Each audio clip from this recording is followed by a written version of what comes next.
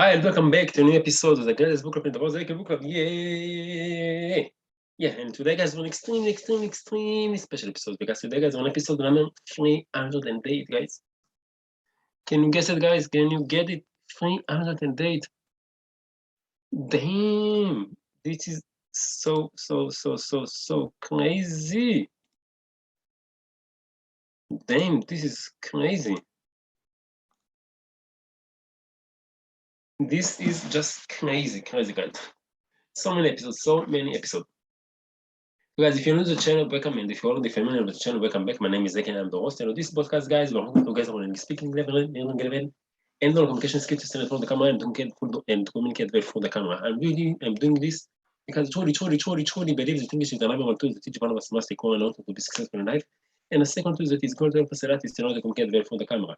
And guys, if you take those two skills, speaking in English and being on the camera, and you combine them together, you can create great content on the internet, and you can influence billions of people all around the world. So it's extremely recommended to work on those two skills. Second, guys, I'm aware of the fact sometimes it might be challenging to speak English, and that's no convenience to speak in English. And I hoping that by sharing with you guys my own journey, my ups and downs, 408 episodes so far, and it's just the beginning. That by sharing with you these guys, I've inspired some people here, maybe like you, the lady and gentlemen that are watching the podcast, maybe you are inspiring you to do the same, to also work on English and to be on the camera. Because I truly believe it is really important that for the world and for you to share your message to the world, because you have a unique story to tell, you have a unique message to share with the world. It's really important that you be shared with the world. And if only for documenting your thoughts, guys, just do it. Any opposite to inspiring. And today, guys, you see, we got this really romantic background. We got this little princess behind us.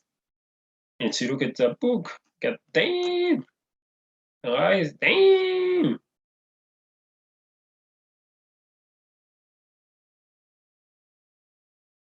And it doesn't work, but I point to the book because she said, we want to start with the book.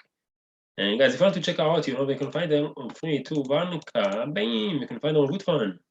Yeah, you guess it? How you know? How you can guess it? And guys, this great background upload to Good Fun by Tochka on 7 October 2015 and download already 5,360 times. It's a lot. Almost like the views that we got per minute in the podcast. And of course, guys, we like it. Of course, we like it because we want to show up our appreciation to the artist and to Titoshka. And if you want to download the picture, you just need to choose the resolution from here. Press download. Right click on the picture. שמירת עולות בשם מילים ועושה pictures in English. Press on it. And type down in the comment below what it in your own language and numbers we need to guess from your all around the world. Choose the one to save it on the computer. Press save and come just like that. You will get this gun back on the computer. So thank you very much for the artist who made this great background, who made this great background for sharing it fast. And thank you very much for Kibi Toshka for uploading this background to Good Fun. And today, guys, we are continue our journey with Crash It. Let's crash it. Crash It is the great book from Gary Vaynerchuk, and we start with it, and I found it's really easy English, and nice easy English. It's normal English. I really enjoy the English, and it's more motivation. Until now, it's somewhat like a motivation book. But Gary told us that he's going to share with us his social media strategies, and I look forward to do it, to learn from it, because I really appreciate Gary. And guys, if you want to check out this Gary account or the pic, if this Gary account, the book or Gary Vaynerchuk social media account, and as Patrick David, I really highly recommend to check the Gary Vaynerchuk social media accounts. We have to link it in the description below, so make sure to check them out and like them. And guys, if anyone of you, and if anyone is just improve myself on the podcast, or if anyone want to, if anyone of you want to come to the podcast, big guys to the podcast, share with the board, inspire the board, make a difference because we're but just have a great time if you're in English, because as you know, I'm a really nice guy. Please let me know in the comment below so we can arrange it. And of course, if you learn some guys, if you learn something, ladies and gentlemen, if you learn something new for the podcast, maybe something nice that said, or from the book from Gary Vaynerchuk, or maybe you learned it from somewhere else, and you think that this piece of advice can enrich your life, so feel free and more than welcome to leave a comment in the comment below with your life lessons, so all of us can enrich our life and improve the next few guys. Thank you very much. Yeah, but let's figure before we jump to the book.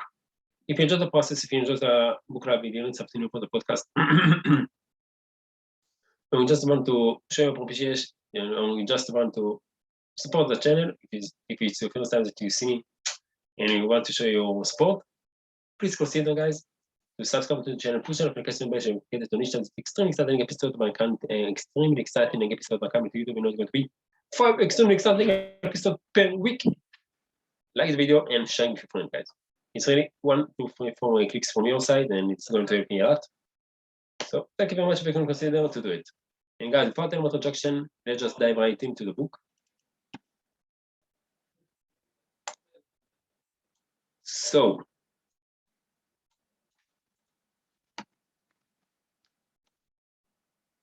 Crash It by Gary Vaynerchuk. Chapter 2, Success is in your DNA. Page 18 to 22. The legend of Mr. John, please. Mr. John, please. Mr. John, please. Some boy, AK, yeah. What's up? That's me. So let's go. Chapter 2, Success is in your DNA. I'm a walking contradiction. No one believes in himself more than I do, yet I'm well aware of how unimportant I really am. I couldn't care less what people think about me, but I do respect and pay attention to what they say.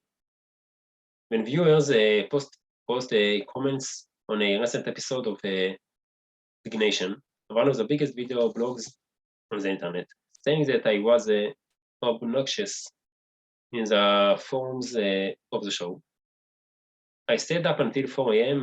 Apologizing to every one of them. I love building businesses and launching new ventures.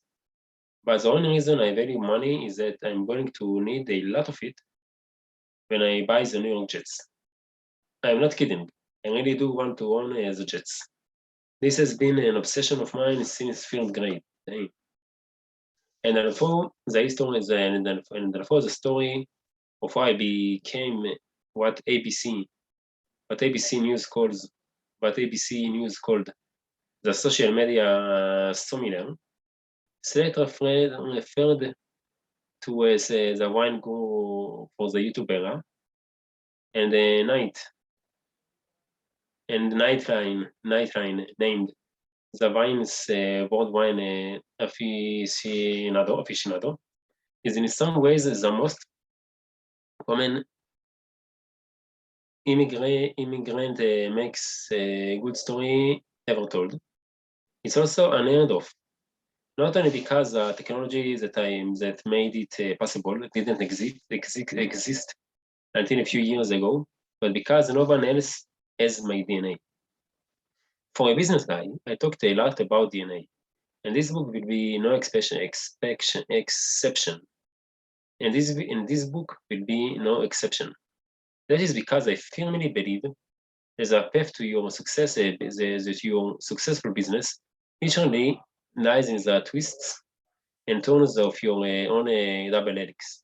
In fact, I should probably just credit the success of Wine Library TV, the online wine testing video blog that put me on the social marketing map, to my mom and dad, who gave me the DNA that enabled me to take my career to a thunderous level.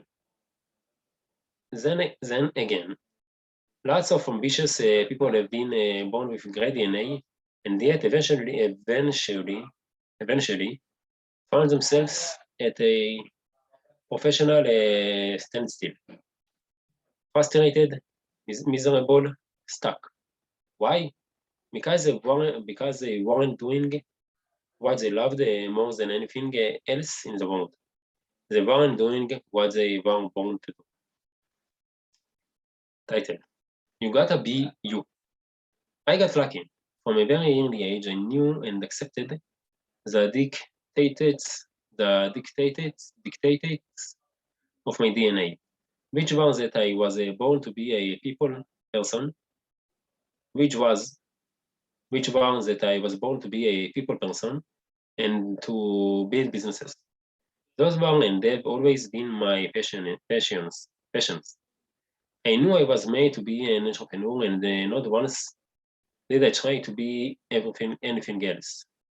As evidenced by the D&F infested report cards, I would bring home that gave my mother conniptations. Even though I hated to make my mother cry, I also knew that I had to be me. And if that meant hiding the pocket baseball guide inside my math book during class, so I could read up for my next baseball card trading show. That is the way it had to be. Too many people ignore their DNA.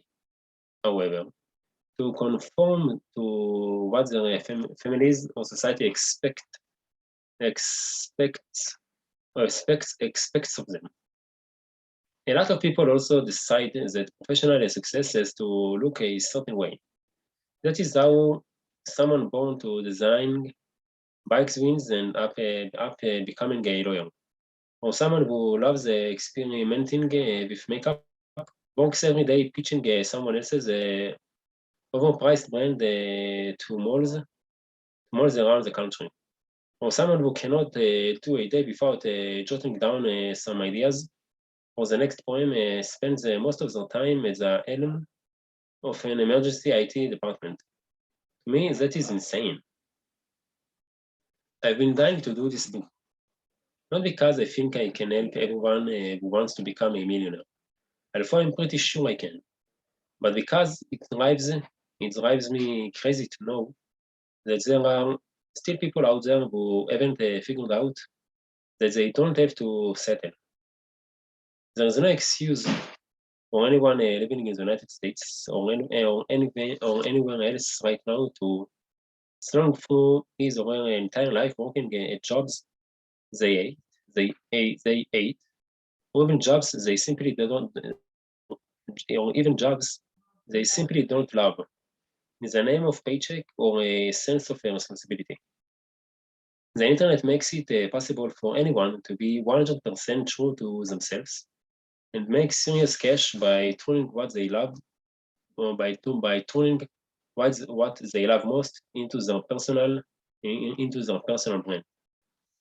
There no longer has to be a difference between who you are and what you do. Now, as cuddly and cozy as this follow your bliss message might seem, make no mistake.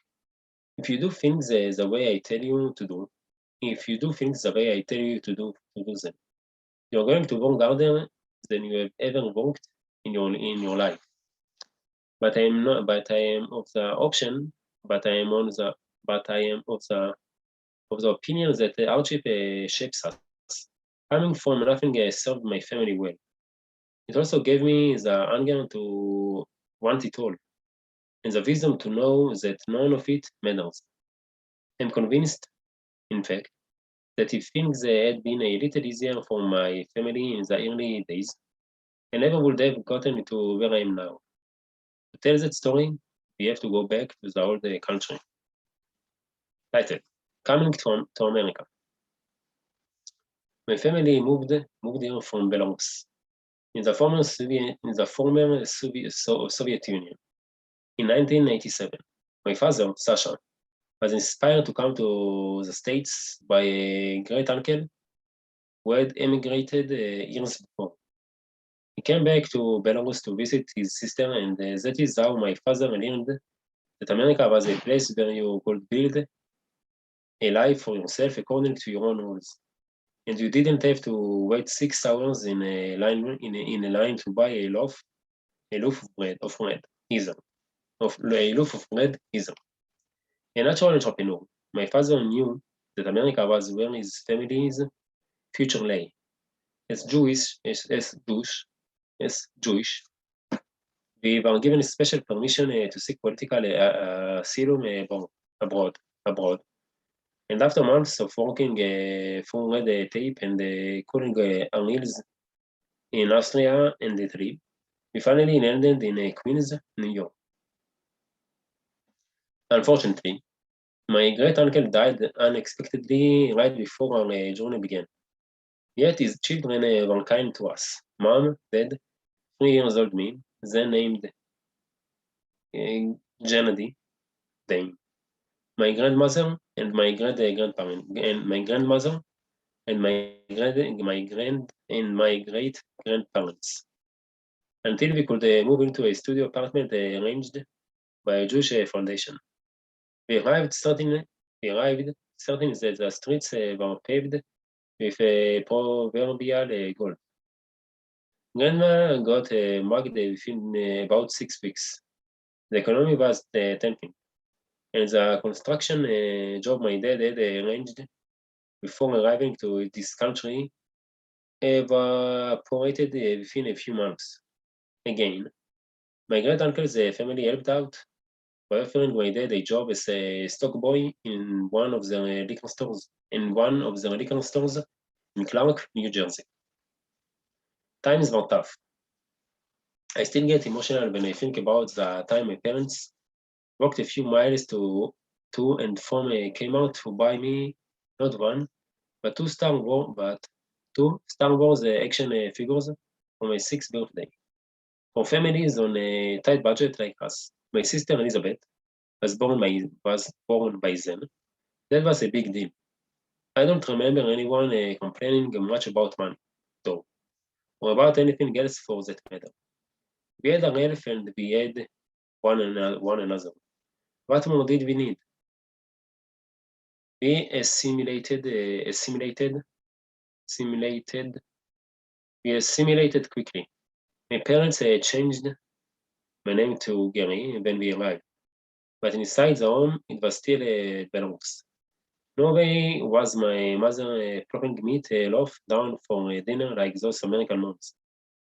In our house, we ate stuffed cabbage and smoked herring. Damn, I like smoked herring. We never took medicine, only tea. And if you were really sick, you rubbed vodka on your chest. Damn. I never wanted to tell anyone I had gotten a cut or bone on my hand because they would immediately suggest I pee on it.